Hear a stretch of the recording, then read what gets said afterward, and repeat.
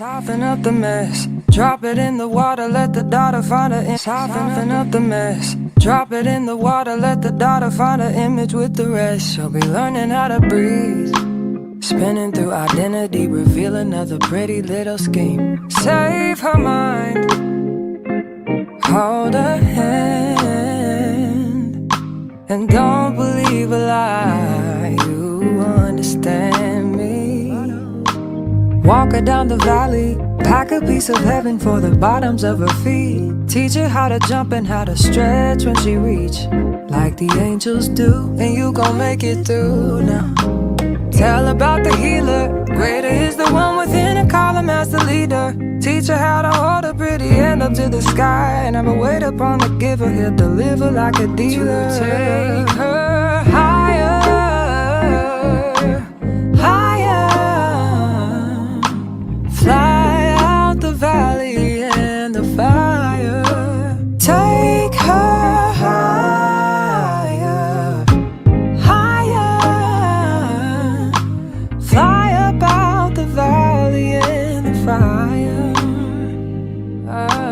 Train her feet for running, show her every door and how the windows let the sun in. Copy out the key and tell her this is for becoming. Even in the fever, baby, cry and get to running. And tell her that you better get your bootstraps up. You're with the army, ready when the truth act up. Nothing can harm me. Yelling from the roof I touch, put up a guard and count to 10. Lions den, speaking with the higher pen. Can't be touched by fire. Fast forward to the grown things now. I'm working on them soul things now. Forgiving all your old ways, but it's harder on the cold days. Cold days. Never been a product of a flawless environment. Never acted like I'm higher than you. And I still pray, dear God, won't you send me a break? Cause I need to get away, yeah. Dear God, won't you send me a break? Cause I need to get away, yeah. Cause I would rather be running away. I would rather be running. Dear God, won't you send me a break? Cause I need to get away. I need to get away now.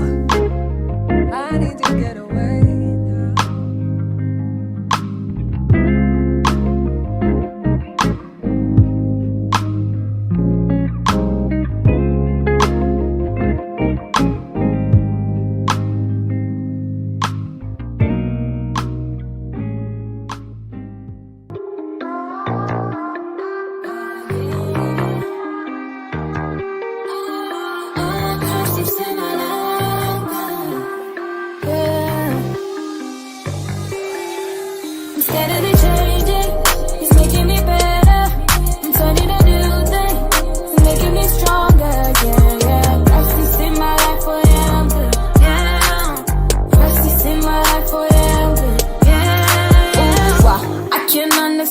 You're a perfect man, got the whole world in your hands, but you still reaching out for me.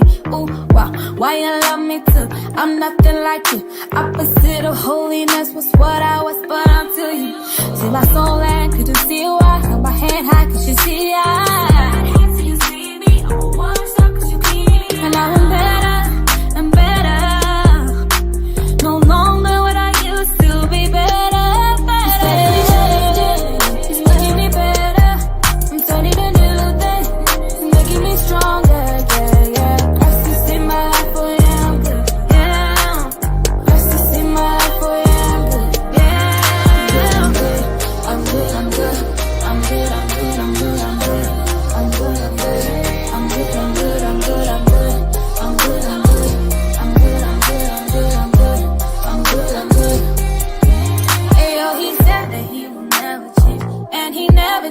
He remains the same every single day. Yesterday, today, I let him hold my hand and I follow all his plans. Sometimes I don't understand, but to trust is what I can do. Cause he made me new and he made me too. Things I used to do that I shouldn't do, all of them he took. Now I lift my eyes to the sky like it's 4th of July. So I'm good, even live my life for the Adonai. Yeah. I'm good, I'm good, I'm good, I'm good, I'm good, I'm good. I'm good, I'm good, I'm good, I'm good, I'm good, I'm good, I'm good, I'm good.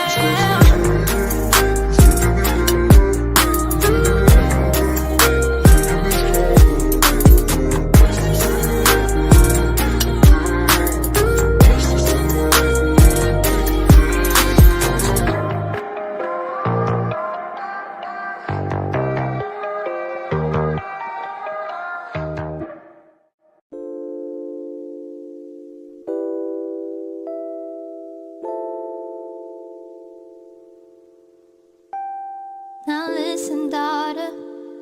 Pay attention, pray and listen, hear your father. These lies they told are so familiar. They will haunt you, they will kill you, keep you hostage.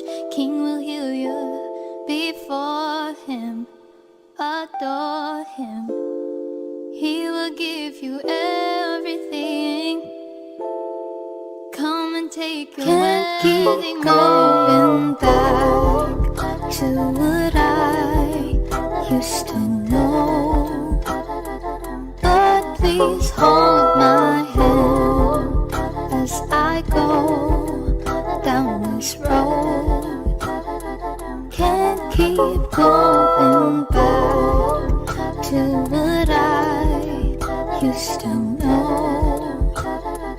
But please hold my hand as I go down this road. Can't keep going. Soften up the mess, drop it in the water, let the daughter find her image with the rest. She'll be learning how to breathe, spinning through identity, reveal another pretty little scheme. Save her mind, hold her hand, and don't believe a lie. You understand me. Walk her down the valley, pack a piece of heaven for the bottoms of her feet. Teach her how to jump and how to stretch when she reach, like the angels do, and you gon' make it through now. Tell about the healer, greater is the one within, and call him as the leader. Teach her how to hold a pretty hand up to the sky, and never wait upon the giver, he'll deliver like a dealer. To take her higher, higher, fly out the valley and the fire. Take her higher, higher, fly up out the valley and the fire. Train her feet for running, show her every door and how the windows let the sun in. Copy out the key and tell her this is for becoming. Even in the fever, baby, cry and get to running. And tell her that you better get your bootstraps up, you're with the army. Ready when the truth act up, nothing can harm me. Yelling from the roof I touch, put up a guard and count to 10. Lion's den, speaking with the higher pen. Can't be touched by fire, fast forward to the grown things now. I'm working on them soul things now, forgiving all your old ways, but it's harder on the cold days. Cold days. Never been a product of a flawless environment. Never acted like I'm higher than you.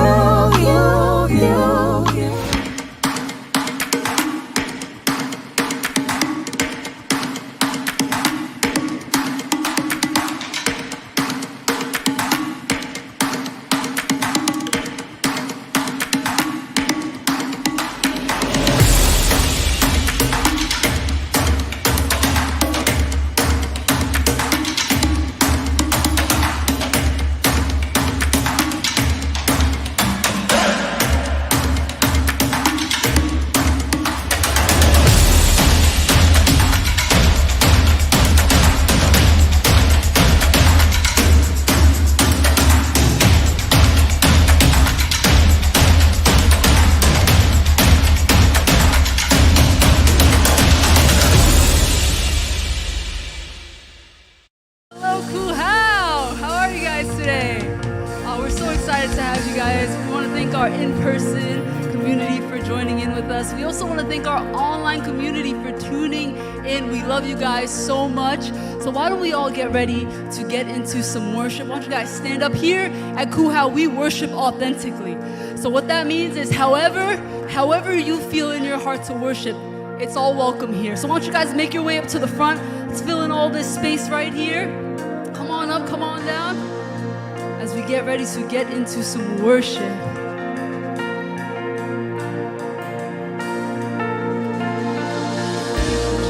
Thank you, Jesus. Thank you, Jesus. Christ is my firm foundation,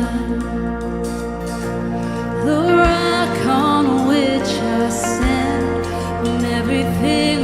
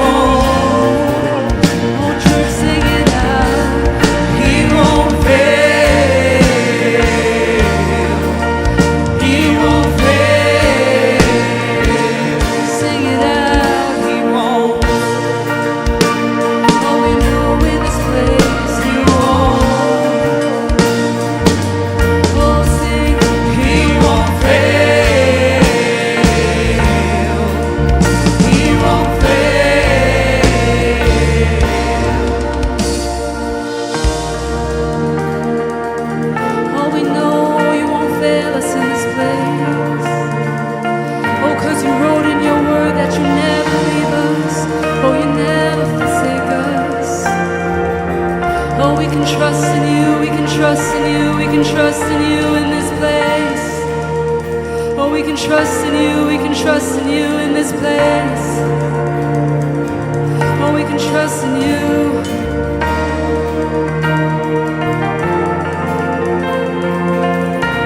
Come on, church, sing it out. Rain came.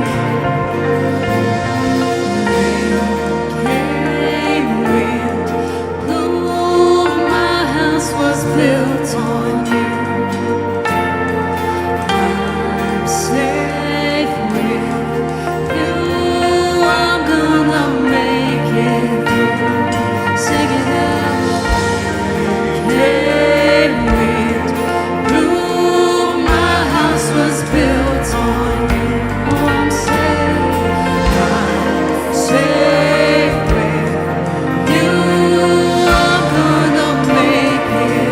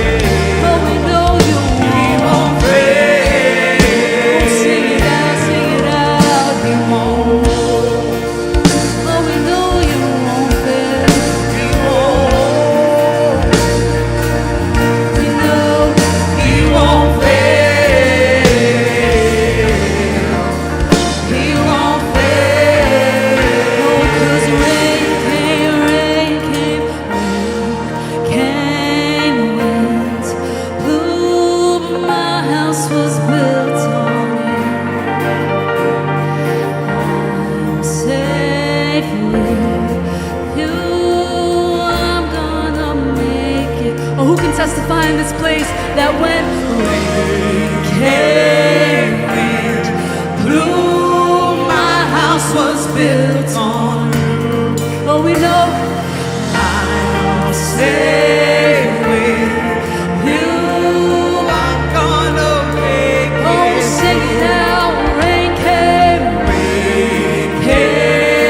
wind blew, my house was built on you.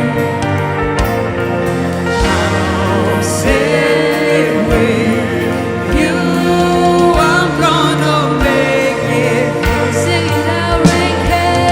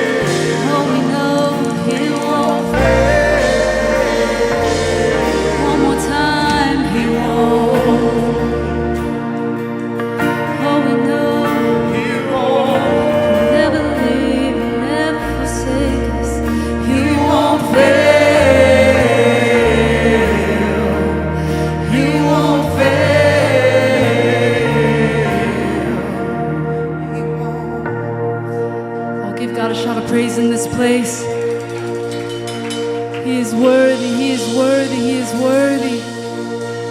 He is worthy of all the honor, all the glory, and all the praise in this place. Lord, we thank you. We thank you for your goodness. We thank you for what you did for us on Calvary, God. That now we can come boldly to your throne room.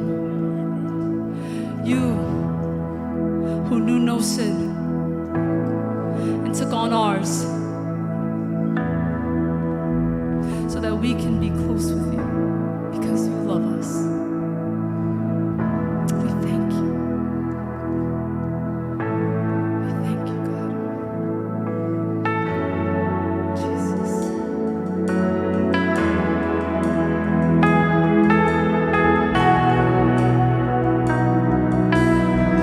Dream after dream, you are speaking to me. Word after word, kingdom come.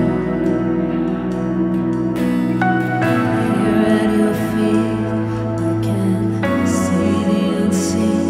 Dream, one look at you, and I'm undone. I run to the throne room. I run to the throne room, and I fall on my face with angels and saints, and all I can say is holy, holy, holy are you, God. My heart can't contain the weight of your name, and all I can say is holy, holy, holy are you. Oh, grace, grace upon grace, my faith falls away. Only your perfect love for me remains. Oh, time after time, you stay close by my side. Fire inside, I can't contain.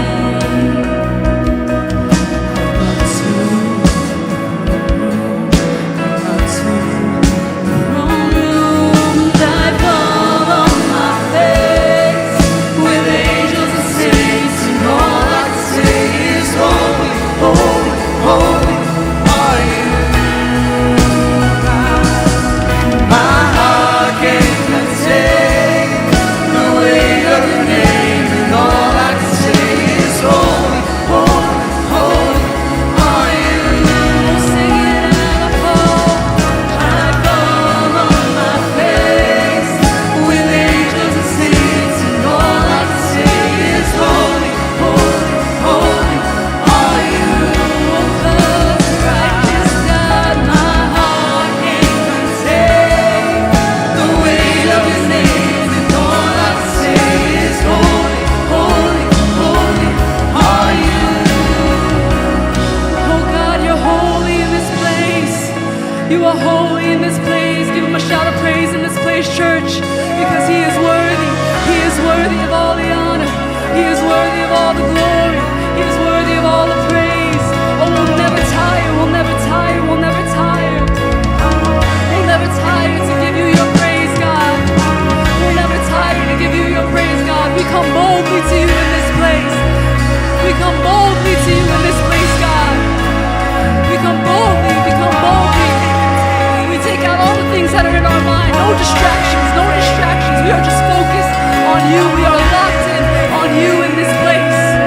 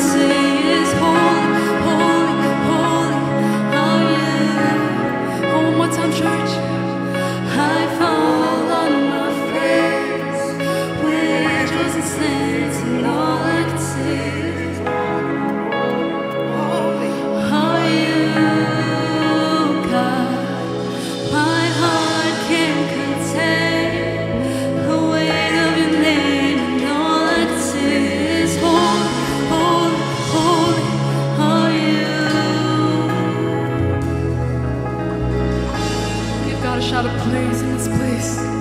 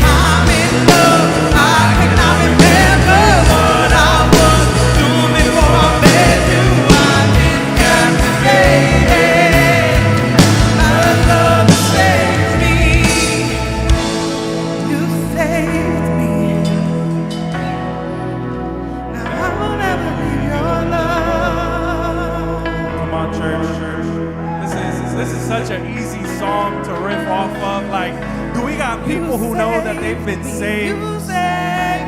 Can we sing this with them? You saved me, Jesus. You saved me. Can you declare that? Wherever you are, whatever you are dealing with, whatever you are dealing with, but I'm saved. But I'm saved. You don't have to fear. You saved me. You saved me. You can remain in this love. I will never leave your love. You saved me, Jesus. You saved us. Can we give him some praise right now? You saved us, Jesus. Can we say Jesus together? Can we make some noise for our Savior? Can we make some noise for the one who saved us, who changed us?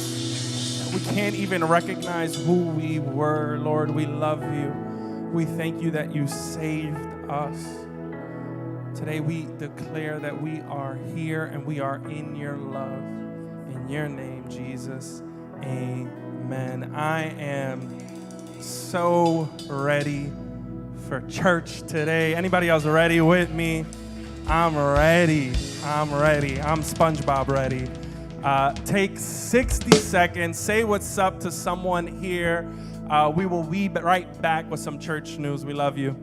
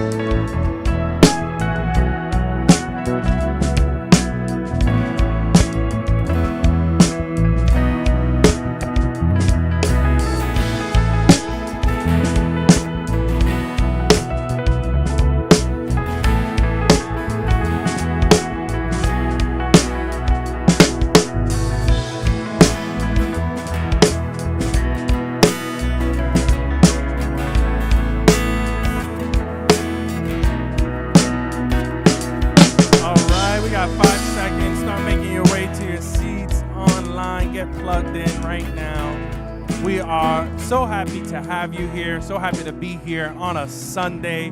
Anyone who is new here in person or if you're online, we want to just give you a big old welcome home. Church family, help me say welcome home.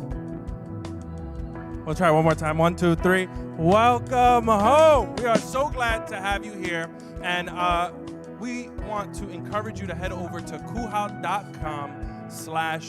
That allows us to connect with you, get to know about you. It also allows you to find resources. You can have prayer requests. You can take your next steps here at this church.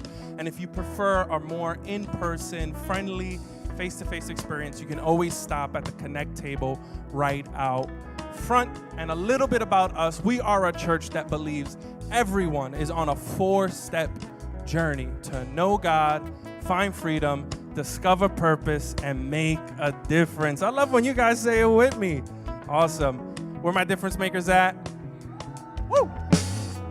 And that said, we have a few announcements. We cruising out of June.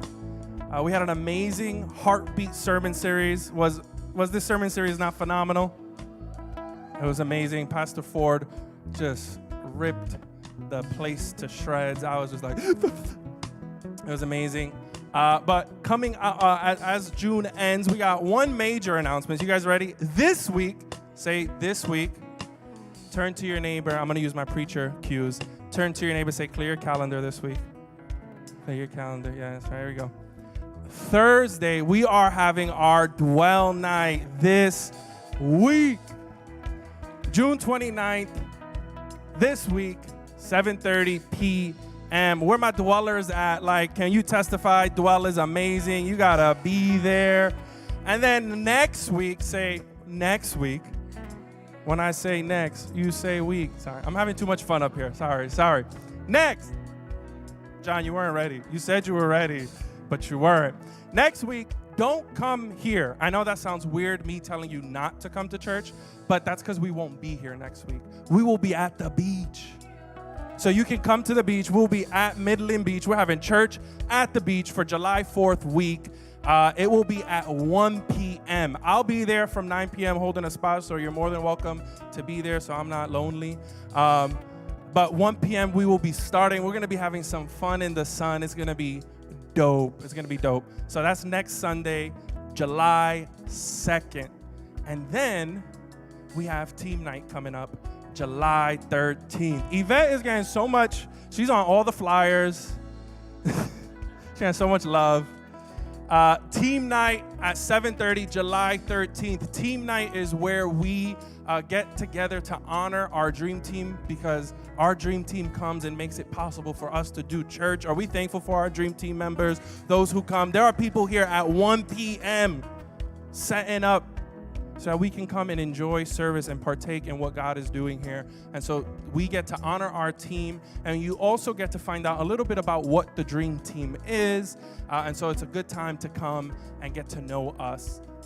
So team night, July 13th. And lastly, it's a beach month, July. We are having baptism at the beach on July 16th at Ocean Grove. If anybody has been to these, we do these, I want to say semi-annually. I don't know if that's the right word, but we do it every now and then. It's so beautiful. We're going to be there, and it's going to be a multi-church event. We're going to be there with Ignite. We're going to be there with All Nations. We're going to be there with Ignite. We're going to be there with All Nations. It's going to be super fun. And in case you don't know by the name, we are going to be baptizing. That's why we do this, guys. That's why we have church. That's why we get together, so that some might place their faith in Jesus, and baptism is the ultimate symbol of that. Can we make some noise? We are going to be having baptisms July 16th. And so if you're interested in being baptized, if you've placed your faith in Jesus, you can fill out a form. You can head over to cuhow.com/new and sign up there, or you can always sign up right out front. That's gonna do it for today's updates. Are you guys are locked? Like those calendar items, they're locked in? Yeah. You guys are honest. I appreciate that. Not a lot of people said yes, because I didn't see any phones out, so I know. But you can always go to events.cuhow.com for more of these updates and to find out what's going on in the rest of our year as well. We are going to step into our time of giving. Can we stand as we get ready to honor God and worship God in our generosity? If you're new here, we want you to know that this service is our gift to you. We don't want you to feel obligated to give in any way. We're just glad you showed up, that you took time out of your day to join us. That said, you are more than welcome to give, but not pressured. And this moment is really for those who have partnered with Christ Uncensored in their obedience to God's call to generosity. And if that's you, there are 4 ways which you can give. You can give right here in person, either to Angie or to Fran. They won't get jealous, whoever you pick.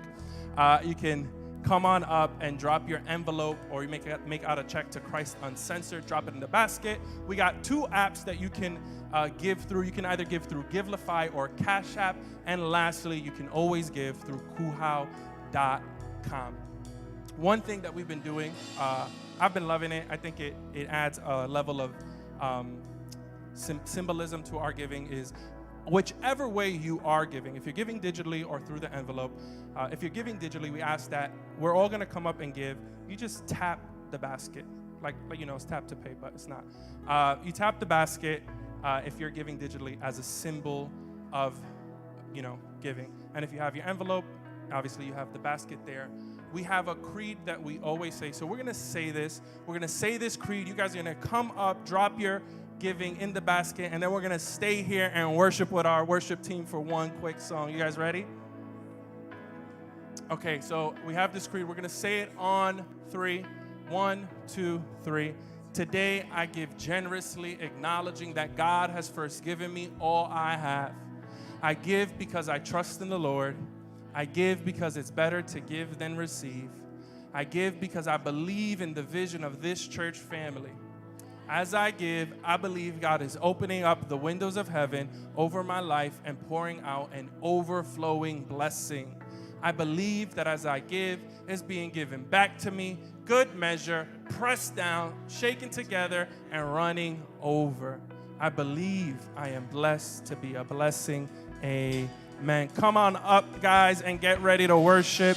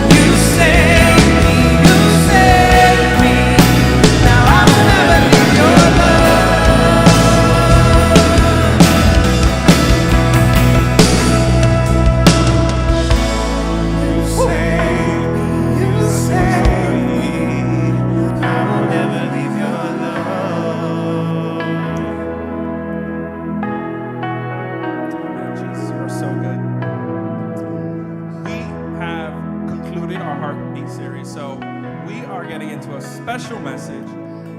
So why don't you guys help me welcome our guest speaker. He's not really a guest though. At this point, he's family.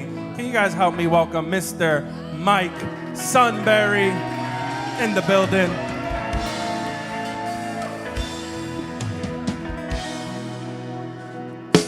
Hello, hello. What is up, church? All right, listen. I'm gonna be real with you. I'm not gonna ask the same question 2 times, so I need y'all here with me the whole time. How's everybody doing? There we go. My goodness. Are you guys happy to be in the house of the Lord this afternoon? There's no better place to be. My goodness. All right. So for those of you guys that don't know, like Pastor Ruben just said, my name is Mike. I am from Ignite Church over in Newark. This is like a second home, though. I absolutely love being here. Pastor Rowe, Pastor Lisa, they have my heart. They reached out. They asked me to come and speak today. And what they didn't know and what they still don't know is today is actually my wedding anniversary. Yeah. Me and my wife celebrate 7 years married today. June 25th. As a matter of fact, Pastor Marquez is the one that married us. And yeah, that's right. 7 years ago. So if you guys could just give my wife a shout real quick for letting me be here. Babe, I hope you heard that. Yeah, but that just shows really how much we love this church. We love your pastors. When I told my wife, she was like, hey, that's kind of our anniversary. This is before I answered, and I was like, I mean, he's asking me to come. Like, what do you think? She was like, it's Rowan, Lisa. That's fine. Just go ahead. We'll do something another day. So that is our heart for this ministry. We love your pastors, Pastor Ruben as well, Pastor Marquez. We absolutely love you guys and being here. So it's always an honor to be here. I will let you know a little bit more about myself. Most of you guys already know me, but I have a daughter. She is 6. She actually just finished kindergarten. She is going into 1st grade next year. It's getting a little crazy. She's getting too old for me. The sass is on a whole nother level. She is 6 with the sass of like a college girl that has already been through it. And I'm like, girl, you have no idea. And she's like, Dad. I'm like, we're not doing that now, okay? Not now. It's supposed to be, Daddy, I love you, not Dad, right? And then I have my son. Boy, he is 2. He gives a whole new definition to terrible 2s. I love him, but he pushes every button that I didn't know I had, and he smiles about it. He finds it hilarious. As a matter of fact, I was on the phone with my wife on the way here, and my wife is telling him not to do something, and he is just looking at her, smiling, continuing to do exactly what she said to stop doing. So it has been a roller coaster of a ride. These kids are fantastic, but they make me feel like I'm like living in a fire. You know what I mean? Like I'm living in the fire right now. A lot of times we use like this saying, like, I'm really going through the fire right now, as like man, I'm going through like a lot of trials. I'm going through a lot of obstacles. I'm just going through it. And all throughout the Bible, there are so many people that went through literal fires, and then people that just went through like troubles, trials, tribulations, things like that. And today I kind of want to talk about our life living through the fire. Like sometimes, I don't know about you guys, it might just be me because I have 2 small children, but sometimes like I'm really going through it in my life. Like it doesn't matter how long I've been following the Lord, how much I trust him, how deep my relationship is. Sometimes though, I'm like going through the fire. Like it gets a little rough every once in a while. And it makes me think of this story in Daniel 6. It's actually about Daniel and the lion's den. And here we go. Come with me right to verse 3. So essentially, it starts off, I'm going to go through the whole chapter. It's like 30-something verses. We're not going to read every single one, but y'all are going to get the whole story today. So right from the beginning, essentially, there's a king. His name is Darius, and he sets about 120, I believe, 127 satraps, they're called, which are pretty much governors in the land. And then there's 3 higher governors, and Daniel just so happens to be one of them. And here it says, Daniel distinguished himself above the governors and satraps because an excellent spirit was with him, and the king gave thought to setting him over the entire kingdom. You see, Daniel had an excellent spirit, just like all of us. Like if you're in here this afternoon, I just want to tell you there's an excellent spirit dwelling on the inside of you, waiting to come out. Some of us, we're operating in that excellent spirit. Some of us, it's asleep.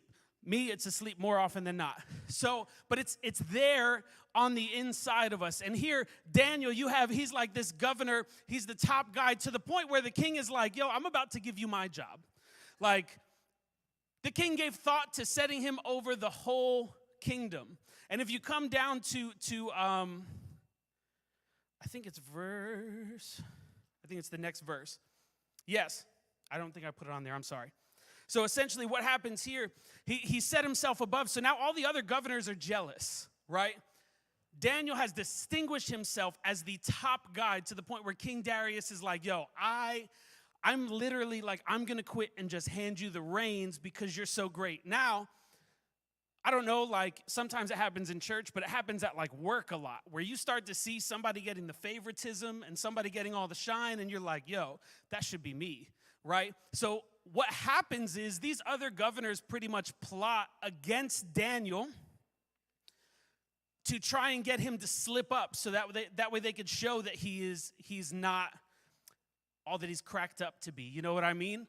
So he's getting ready to go through the fire. And what happens here is the fire begins to bring heat, right? Fire, when we're going through these seasons, fire brings heat. He's getting the heat of everybody around him. He's getting the attention of everybody around him. Have you ever felt like when you're going through the fire, all of a sudden everybody starts to turn against you?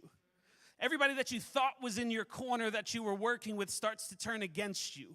Everybody who had really, really nice things to say to your face all of a sudden forgets every nice thing they've ever said about you and is now plotting to take you down. Has that happened to anybody else in here, or is it just me? So sometimes the fire brings heat. That gets a little bit uncomfortable, right? That gets a little bit like, it gets discouraging as well. These people that I've been working with, these guys are pretty much his co-workers, man. These people that work for him, work with him. They see how distinguished he is, how loved he is by the king, so they decide that they are going to plot against him. See, there's this saying, if you can't stand the heat, get out of the kitchen. I raise this question to you today. What do I do if my whole life is the kitchen? Right? Sometimes it feels like my entire life is the kitchen. I can't stand the heat, but I've got nowhere else to go. I just so happen to keep walking from fire to fire to fire to fire to blazing furnace. Like it gets crazy after a while, right? Like what else am I supposed to do? I can't stand the heat, but my life is the kitchen. There's nowhere else for me to go. See, Daniel was this man of valor, this man of integrity, and essentially what happens here, if you see when the heat starts to introduce itself, is right after. Go ahead, pull verse 3 right back up for me. It is immediately after the king gave thought to setting him over the whole kingdom. It is immediately after a promotion was on the way. The heat started to show itself immediately after promotion was in thought, elevation was in thought. I want to encourage you this afternoon, if you feel like you've been going through fire, if you feel like people are starting to turn against you, if you feel like things are coming against you, if you're starting to feel the heat of everything around you, there's a possibility a promotion is on the way. There's a possibility that there's a deeper call to the Lord's love that's getting ready to come on you. There's a possibility that the calling that the Lord has put on your life, the Lord is ready to take you to that next level. If you're starting to feel the heat, don't be discouraged by it. Be encouraged by it. Because what that means is that promotion is on the way. So essentially what happens here in verse 5, the governors pretty much are like, listen, we're not going to find any charge against Daniel unless we find it against him concerning the law of his God. So pretty much Daniel, like I said, distinguished in his role. This guy's got a clean record. This is a politician that has never done anything crooked in his life. It's very rare, but we're going to leave that alone. So they're like, listen, we're not going to find, you know how they say like everybody's got skeletons in their closet? They looked in Daniel's closet. There was nothing there. So they said the only way that we're going to get him is if we find something against him concerning the law of his God. So what did they do? See, they knew that his integrity in his governmental position and in his natural position was not something that could be shaken. So what they did was they attacked his relationship with the Lord. See, sometimes if the enemy knows that your integrity can't be touched, he's going to attack your intimacy. See, and what happens here is King Darius signs this decree. They convince Darius to sign this decree that nobody can worship anybody except for Darius. See, they went after Daniel's intimacy because they knew, they were like, listen, we might not be able to get him to slip up here. But what I'm going to do is I'm going to attack his heart. I'm going to attack his intimacy with his Lord. Now he's going to have to prove, are you truly a man of integrity? What is more valuable to you? The appeal and the thought and the opinion of man, or your relationship with your God? And this is exactly where Daniel finds himself. Because when they sign this, again, Darius thinks he is amazing. King Darius is like, yo, this is the guy. But if he breaks the rule, is he still going to think he's the guy? Is he still going to think he's that amazing? Is he still going to think that he is worthy of taking on the rest of the kingdom?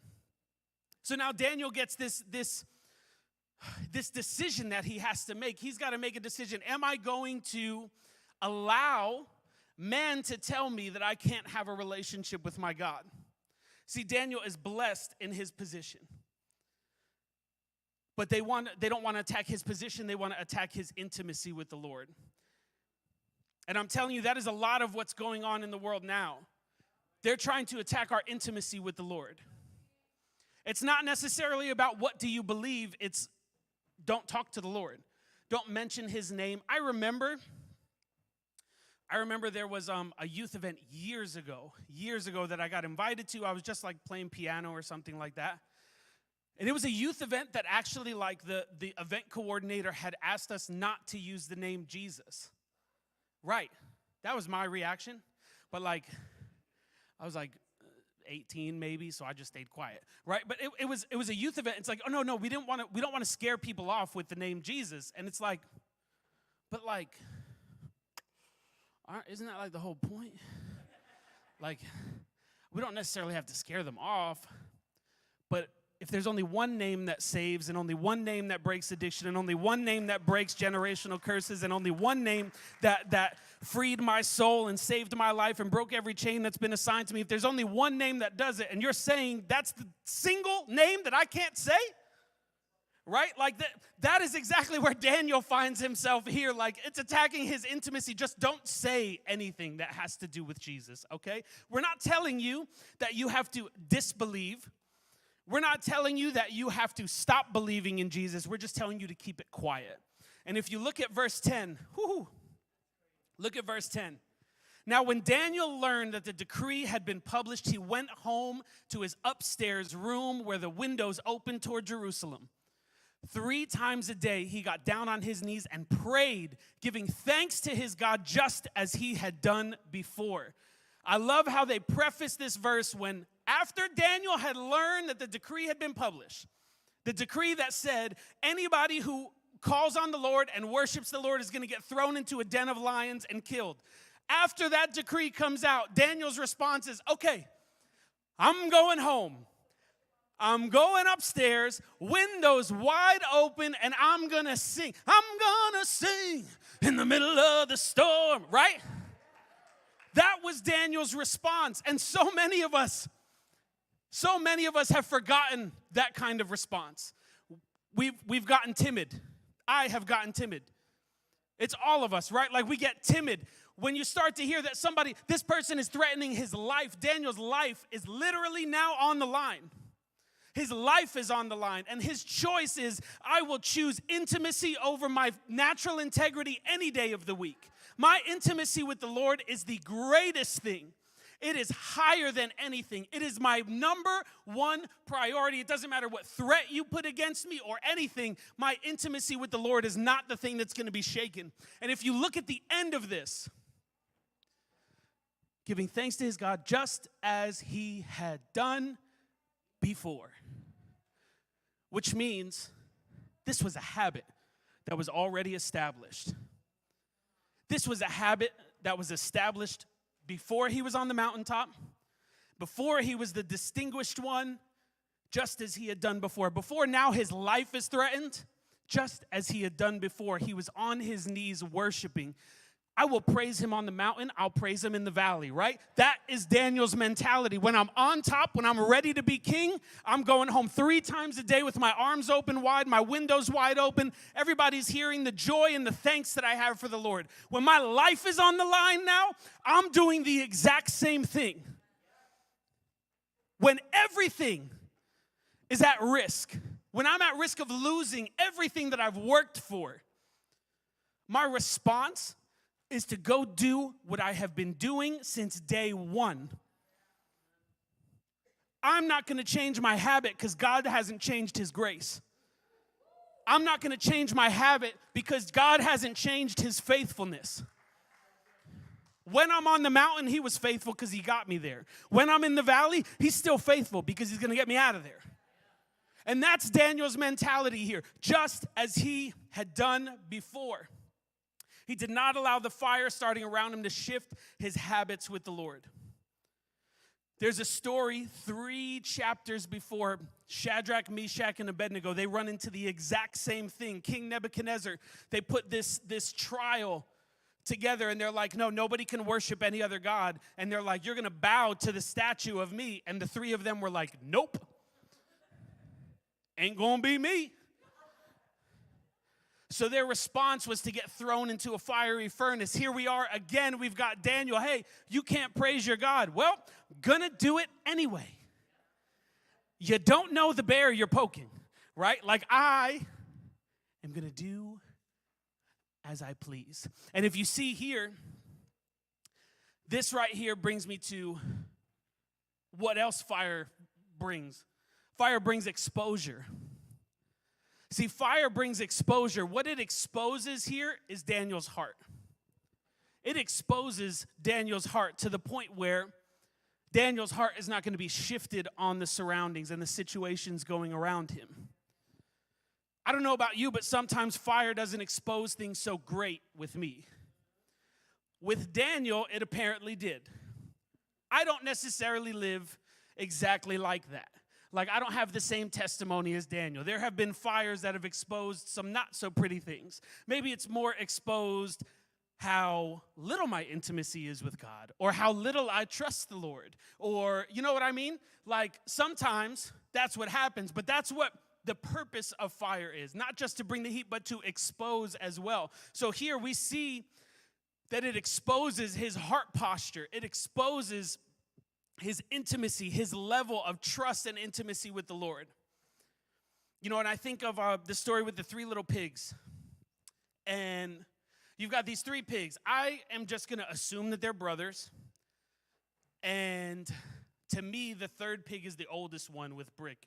And we'll explain why later. But that doesn't matter. So anyway, because I'm the oldest. So anyway, so we've got the 3 little pigs here. Each one of them built a house. One built it on straw, on hay, and the other one built it on sticks, and the last one built it on brick. Each one of them thought that their house was totally fine. Each one of them thought that this is exactly what I need. Like, this fits my purpose. The first one with straw was like, I don't need anything crazy, like nothing like high maintenance. I'm good with just straw. You know what I mean? Like, brick, it's so expensive. Like, it takes a long time. Like, this is easy. I can just set it up really quick. It's all done. If I need to move, I can pack it all up. Like, I've got my straw house. You know what happened? It took a fire coming to expose the weakness in his foundation. It took the big bad wolf coming, huff, puff, blow, bang. There goes the house that he thought was totally fine, the house that he thought fit him, that he was comfortable in. It took an obstacle to come in front of him to be like, hey, there's something in your foundation that's wrong, and he lost everything. See, we need these fires in our life. The issues and the struggles that we go through are necessary because they need to expose what needs to be worked on in us. We can't allow the Lord to try and elevate us when we don't have the foundation to sustain it. If you have a cracked foundation, building a hotel 24 stories high is not helping anybody. You need to fix the foundation first. Come with me to 1 Corinthians 3. I thought this was great. For no one can lay any foundation other than the one already laid, which is Jesus Christ. If anyone builds on this foundation using gold, silver, stones, wood, hay, straw, all the 3 little pig stuff. By the way, I think that's where they got the story from. It's just a theory. Their work will be shown for what it is, because the day will bring it to light. It will be revealed with fire, And the fire will test the quality of each person's work. If what has been built survives, the builder will receive a reward. If it is burned up, the builder will suffer loss, but yet will be saved, even though only as one escaping through the flames. We are not called to just barely make it out of the fire. We're not called. See, I like how it says you'll be saved even though you kind of just made it through. Although sometimes it might feel like we just made it through, in actuality, there's been a lot that gets refined and refreshed on the inside when we go through stuff. We aren't called to just the bare minimum. Like, I just got out of here. You see, the fire, it exposes that complacency, that I'm okay with where I'm at. I am good with the straw house because it doesn't rain that much over here. I don't really need anything too crazy.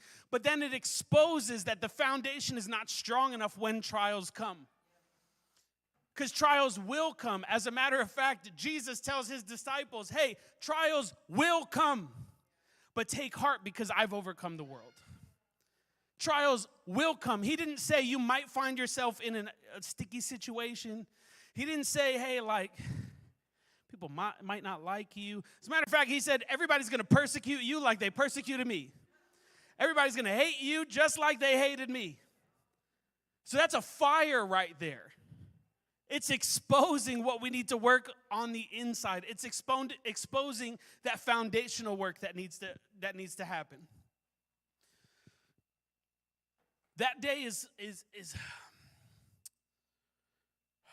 that day is so crucial. When we walk through that fire, that day is so crucial that we test everything that we've been building up. See, like, I don't build my kids' furniture or like a dresser or a closet or anything or like a chair without like giving it a little, you know what I'm saying? Is there a chair? No, it's fine. Okay, we're going to pretend there's a chair here. If I just built this chair, I'm like, not insanely small. My wife told me I'm not allowed to say I'm big anymore. So I'm not insanely small. But like, if I build a chair, it's not necessarily that I don't trust the chair. I don't necessarily trust who made the chair. So I'll give it like a little test first. And if it could take a little bit of my weight, that's when I'll sit on it. And that is what it's talking about when it's talking about our foundation here and how it's going to be tested. It's like, hey, there's going to be a day that comes where you got to put your full weight on this thing. So give it a little test. Let's give it a little test first and not run the other way. See, what happens when we end up in these fire situations, we need to have faith. Our faith is what's being tested. And sometimes we can't find our faith when we're in the midst of the fire because it's overshadowed by our fear. It's overshadowed by our fear. A lot of us are afraid of the exposure. That's me. I am not a huge fan of exposure. I consider myself a fairly private person. I try to be as transparent as possible. But at the same time, there is a fear of that kind of exposure. You know what I mean? Like, I don't want people to see the issues that I have going on. When I'm up here, I really try to be transparent because I feel like it finds you a little bit more relatable and you could understand that I'm not perfect. But I don't let, like, everybody into absolutely everything. You know what I'm saying? I don't fully expose myself to the world. And that's out of fear. And what happens is, fear causes us to run the other direction when fire is there. So then we don't allow the exposure to happen. And when we don't allow the exposure to happen, we don't allow the refinement to happen. See, when we don't allow the exposure to happen, we don't allow the Lord to prune what he needs to prune in us. We don't allow him to burn away what needs to be burned away. We don't allow him to finish the work that he's trying to put in on the inside of us because we run the opposite direction. See, fear is just a feeling, right? We have feelings like frustration, bitterness, and all this other stuff. And feelings are great. But feelings are meant to be felt, not necessarily followed, right? Like I might feel scared, but that doesn't mean that I need to walk scared. You know what I'm saying? And here we are, a lot of us are choosing this fear over the fire because we don't want to deal with it. We're afraid of what's going to happen on the inside. We're afraid of what the Lord's going to expose on the inside. We're afraid that we might not make it out. But we need that exposure because what we're carrying is not going to be able to hold where the Lord is bringing us, right? And we need to expose those weaknesses. We need to expose those cracks in the foundation here. See, Daniel, he's got an option. He's got an option here where he could choose fear or he could choose faith. Am I going to choose fear or am I going to choose faith? My life is on the line. Somebody's literally going to kill me because I'm worshiping. Am I going to be afraid of that, or am I going to just trust the God I know? Am I going to trust the relationship that I have with the Lord? Am I going to trust in his character that I've gotten to know? That key there is intimacy, though. You can't know the Lord's heart if you don't spend time with him. See, when it said Daniel, he went up and worshiped just like he did before. The reason he did that is because of all the times done before. The reason he went up and worshiped when he was in the valley is because of how many times he worshiped while he was on the mountain. And as he got deeper into worship, he deeper understood the heart of God. He understood more the love of the Father, the care for the Lord, his relationship with God, how much the Lord wanted to bring him into excellence. He understood that, but he understood that from the times before. See, so it allows you that intimacy, that those times that you set aside with the Lord allows you to walk through the fire with faith. It allows you to walk through the fire with faith instead of fear. And when you walk through the fire with faith instead of fear, you allow the Lord to complete what he's trying to complete on the inside and get you ready for what he wants to do with you. Remember, this fire doesn't come without promotion, right? That's the whole reason it's coming. But if you find yourself in the same fire over and over and over and over again, maybe it's because you ran away and you didn't let it complete its work the first time. I've done that a whole bunch of times. How many times I've run away from the fire and then I'm like, God, why do I keep dealing with this same issue over and over and over? Because I'm trying to refine this little area and you're not letting me. And the only way I can refine this area is if I put you through this. You have to allow me to get you through it, but you're not allowing yourself to walk in it. You're not allowing yourself to walk through it. So you wonder why you keep going through the test. God, why haven't I moved to this level yet? Like, God, I know you've spoken this word that I'm going to do this, I'm going to do that. Yes, but if I gave that to you now, your foundation is not strong enough to handle it. So then everything that you've worked for, everything that you built is just going to come crumbling down. And then we have to start all the way back from the beginning. So why don't we just take care of that issue now? Allow me to take care of the issue now. So that way when that time comes, your foundation is ready. You're good. Listen, the higher you get, the more fires you're going to face. So if you can't turn to the Lord now in this tiny fire, what makes you think you're going to turn to the Lord then? I heard this message one time on giving, and now I apply it to everything. Stephen Furtick was like, yeah, some people say like, if I'm a millionaire, that's when I'll be able to give because I'll be able to afford it. And it's like, well, technically you're supposed to give 10%. If I only make $100 a week, I only got to give $10 a week. If I make $1 million a week, I don't just give $10 a week. No, 10% of $1 million is a lot more than 10% of $100. And if I can't part with $10, what makes you think I'm going to part with $10,000? And it's the same thing here. Man, if I can't turn to the Lord now when I'm going through like these little things, if I can't rely on the relationship and the intimacy and the worship that I've put in beforehand, if I can't do that now, what makes you think that I'm going to be able to do it when I'm on the top of the mountain going through it? That's why half of these people quit. They just run. They're like, listen, I got up here. It was ridiculous. I'm done. I quit. I'm out. Right? It's that intimacy with the Lord, that foundational piece. See how in 1 Corinthians 13, there's right from the beginning. Why can't I read it? For no one can lay any foundation other than the one already laid, which is Jesus Christ. That intimacy with him is the foundation. That one-on-one with him is the foundation that we're building on. And there are little things getting in the way. And the fire is what allows us to expose it. So now Daniel, he chooses faith in this situation. He had the option. Is he going to choose fear or is he going to choose faith? He chooses faith. He worships the Lord. They go before King Darius and they're like, hey, the guy who's been breaking the law is your boy. And this is the way that they put it. I didn't put the thing in there. This is the way that they put it. It hit me like 2 days ago. Then they said to the king, Daniel, who was the one of the exiles from Judah, pays no attention to you. See, what they could have said to Darius, they could have said, hey, your boy Daniel's like not really listening. Like you put this decree out, you said, hey, no praying to any other God but you and blah, blah, blah. He's not really like listening to that. They could have said, hey, like Daniel's worshiping anyway. But no, they made it personal.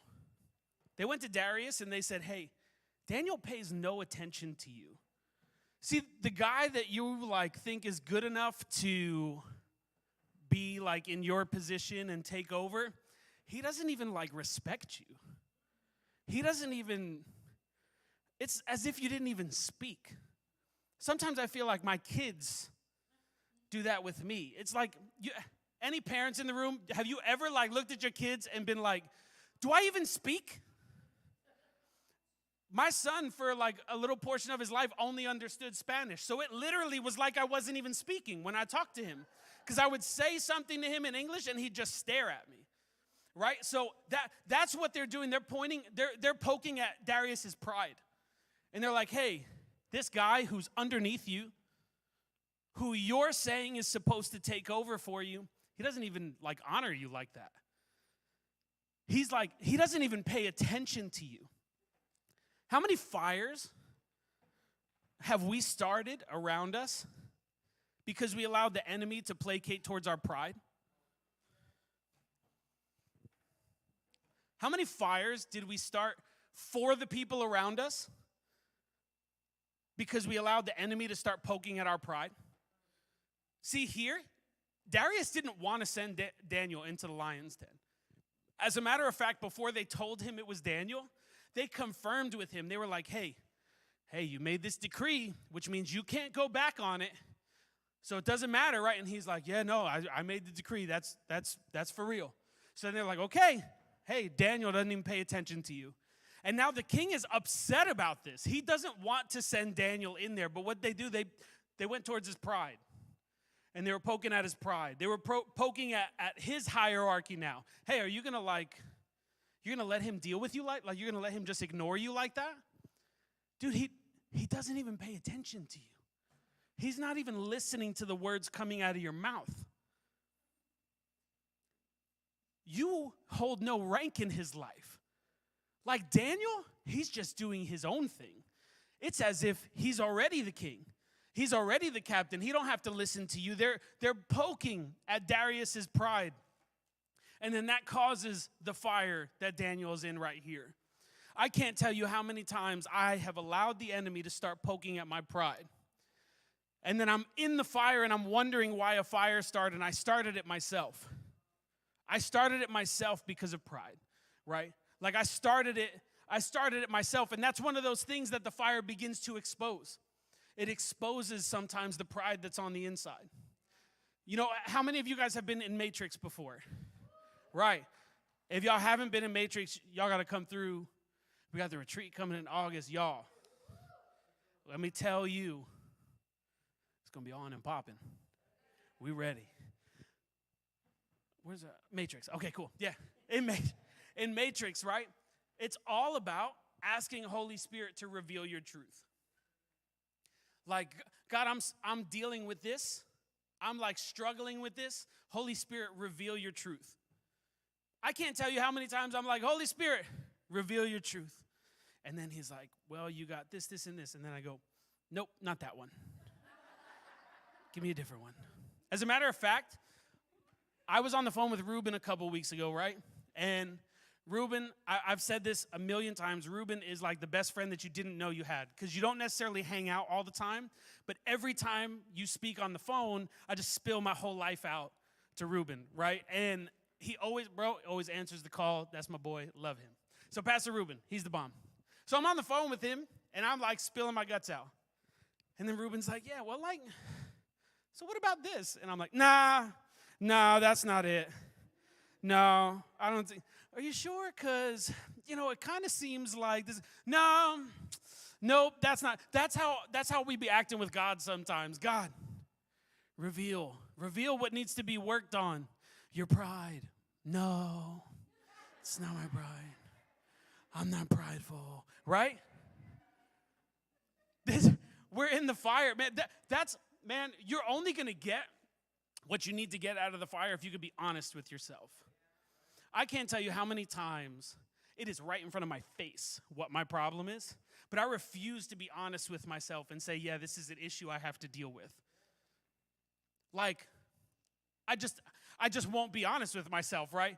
It doesn't matter how many, the Lord can come, manifest right here as a man, and I will know it's God, and he will speak with his deep voice with all the reverb on it that echoes and be like, this is your problem, and I'll go, get behind me. Like, you know what I'm saying? Have you ever been there? Right? Because it's exposing those uncomfortable things here. And this is something that's being exposed in Darius, his pride. And if you'll see what happens later, come with me to verse 19 here. So like I said, Daniel, he chooses to take the path of faith in this situation. He's like, listen, I made my bed, I'm going to lay in it. You know what I mean? Like, I worship God. If I got to lay with the lions, I'm going to lay with the lions. So he spends the night with the lions, and this is exactly what happens. Like I said, King Darius, he is not happy about this. Daniel is his boy. Like, this is like my son, my mentee, So actually, the Bible says that he didn't eat, he didn't sleep, he didn't do nothing. And for a king, like, kings eat. Like, they get food nonstop. They have entertainment around them. He did none of that because he was so worried about Daniel in the lion's den. So right at first light, the king got up and hurried to the lion's den. When he came near the den, he called to Daniel in an anguished voice, Daniel, servant of the living God, has your God, whom you serve continually, been able to rescue you from the lions? Stay right there. Even he notices Daniel's intimacy. Hey, I know I said you're not supposed to worship him, but I am really hoping he came through on this one. Because I love you, and I'm really upset that you had to spend this time in there. Listen, servant of the living God, has your God, whom you serve continually, been able to rescue you from the lions? Go ahead.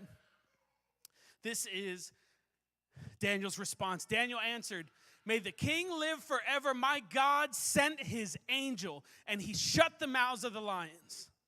They have not hurt me because I was found innocent in his sight, nor have I ever done any wrong before you, your majesty. The king was overjoyed and gave orders to lift Daniel out of the lion's den. And when Daniel was lifted from the den, no wound was found on him. We could have the worship team come up because he had trusted in God. See right here, it says that he was found innocent in his sight. And that doesn't mean that Daniel was perfect. That doesn't mean that Daniel never made mistakes. What it meant was Daniel's heart was in the right place the entire time. His heart was for the Lord the entire time, from start to finish. See, Daniel allowed room for God to show up.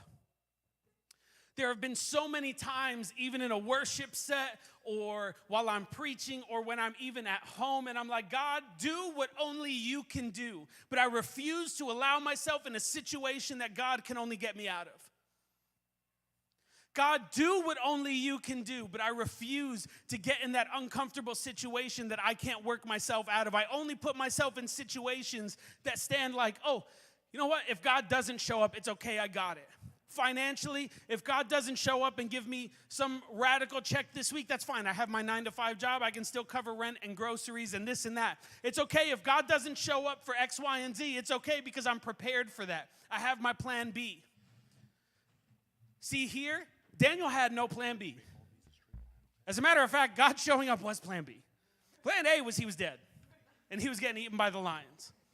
But Daniel walked in and was like, listen, I saw this post the other day that said, fear asks what if.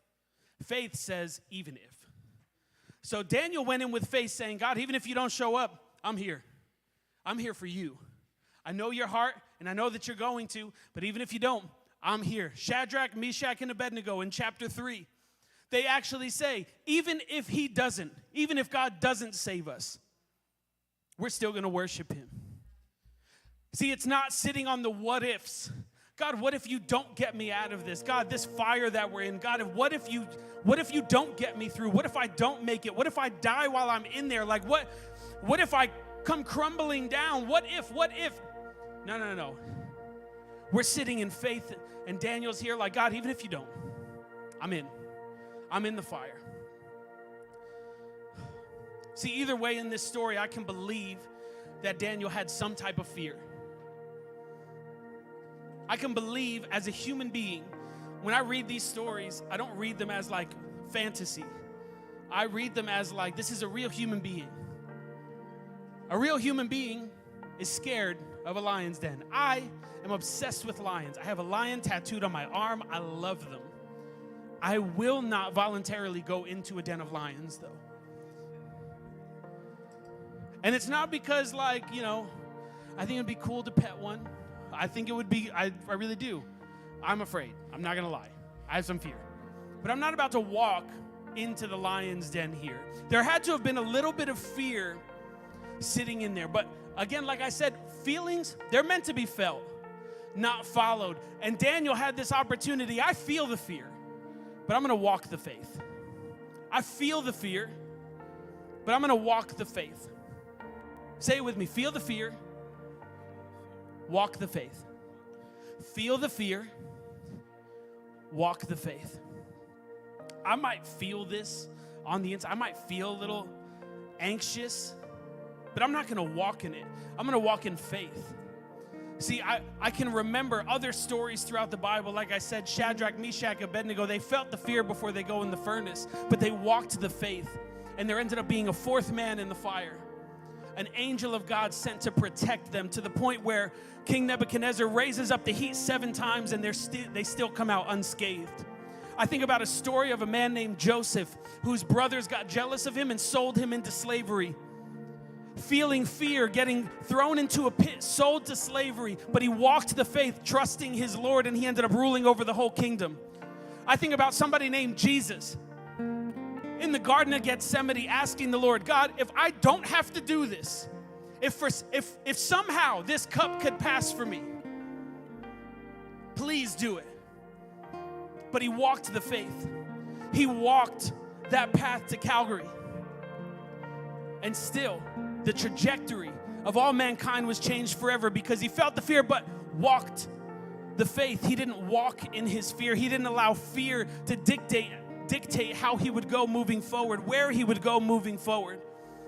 And there's so many of us that are so stuck and swallowed in our fear. Fear is overbearing. I tell you, I have fear when it comes to my kids constantly. There are some nights that I have a hard time sleeping. And all that is the Lord trying to expose my lack of trust with him. We're in a time where it's a fear culture. There's a cancel culture, but they want you to be afraid. They want you to be afraid of being canceled, to be honest with you, right? You have the option whether you're going to feel the fear and walk the fear, or feel the fear and walk the faith. If you come with me here to verse 26, this is a byproduct of Daniel walking the faith here. It says, I issue a decree that in every part of my kingdom, people must fear and reverence the God of Daniel, for he is the living God and he endures forever. His kingdom will not be destroyed. His dominion will never end. He rescues, he saves, he performs signs and wonders in the heavens and on the earth. He has rescued Daniel from the power of the lions. None of this would have been possible if Daniel tucked away in fear. Darius went from telling the entire kingdom, you can't worship anybody but me, to now saying you can't worship anybody but the living God. His stance took a complete 180, and all it took was one man deciding not to walk in fear but to walk in faith. It took one man deciding that my intimacy with the Lord is going to be greater than the fire surrounding me. It took one man saying, God, do what only you can do, and I'm going to trust you the entire way through. I believe that there is a generation that needs for us to go ahead and feel whatever fear you have, but to walk the faith. Staten Island cannot wait much longer. Newark can't wait much longer. Wherever you're from can't wait much longer. There is an entire society out there of people telling us we can't worship the God that we worship. Telling us that, listen, Daniel had the option to tuck away. This decree was only for 30 days. It wasn't an entire, for the rest of his life. For 30 days, all Daniel had to do was tuck away and be quiet.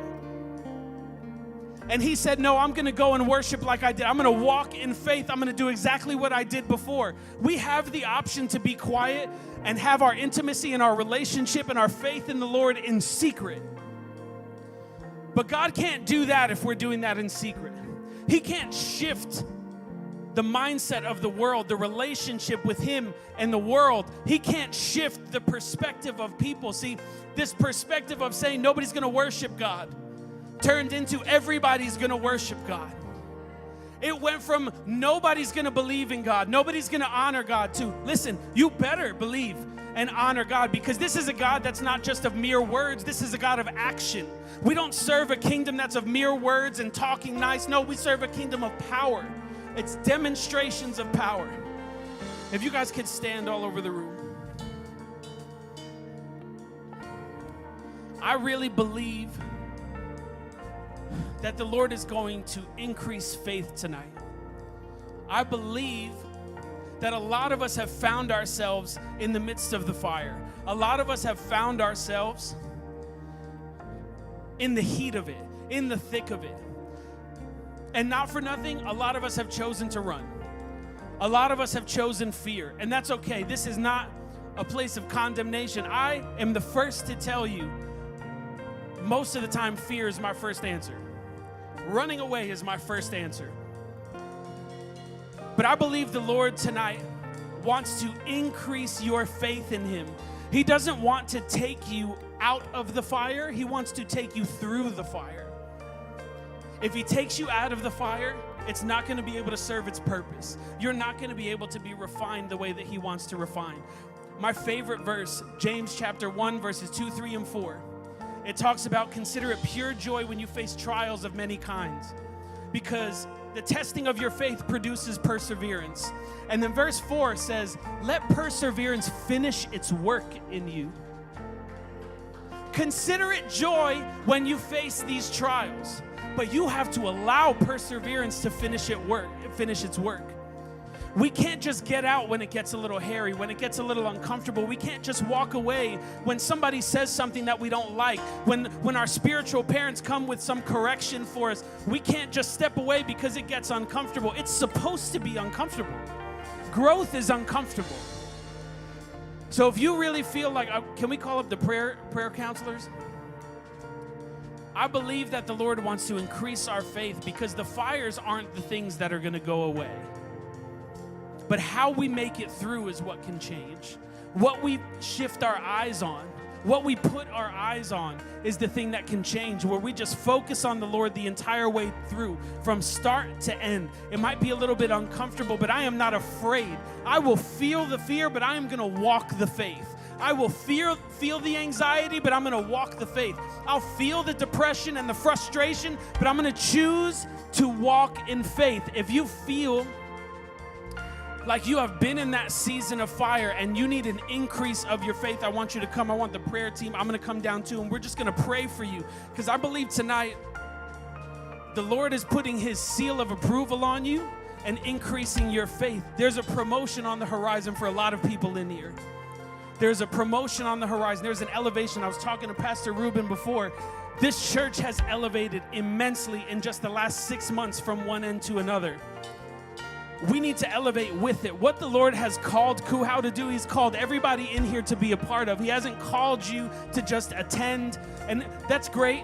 If you're here for the first time, we want you to plug in here. We want you to be here. This is a good house. This is good soil. But Cuhow has a mandate for this city, for Staten Island.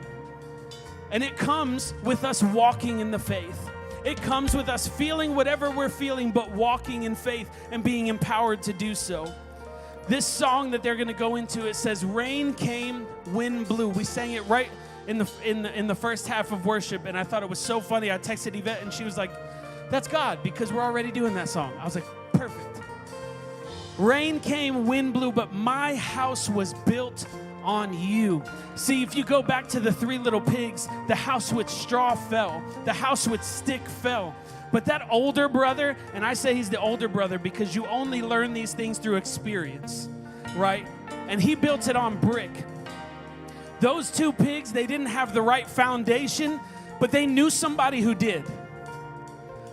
Sometimes the Lord is calling us to be that spot, that hub that people can run to. I might not have the right foundation, but I know he does. So I'm going to run to him and learn from him and really be like a sponge and learn, okay, why did you choose stone? What did you go through? That's why we need to be able to expose our experiences as well. Because when we start building our house on brick, people need to understand why. People need to understand what we went through so that way they don't have to go through it. We say it all the time with raising kids. I went through it so they don't have to. It's the same thing. It's the same thing with the body of Christ. It's the same thing with church. We went through it so you don't have to. Come to your brother. Be that open door. Rain came, wind blew, my house was built on you. And then it says, I am safe with you. I'm going to make it through. It doesn't say I'm going to avoid it. It doesn't say I'm going to run the opposite direction. It says I'm going to make it through. And I believe that that's what the Lord wants to do with us tonight. I'm going to go ahead and dismiss the online or everybody that's on YouTube, Facebook, all them, because we really want to allow the Lord the room to do what he wants to do. If you guys need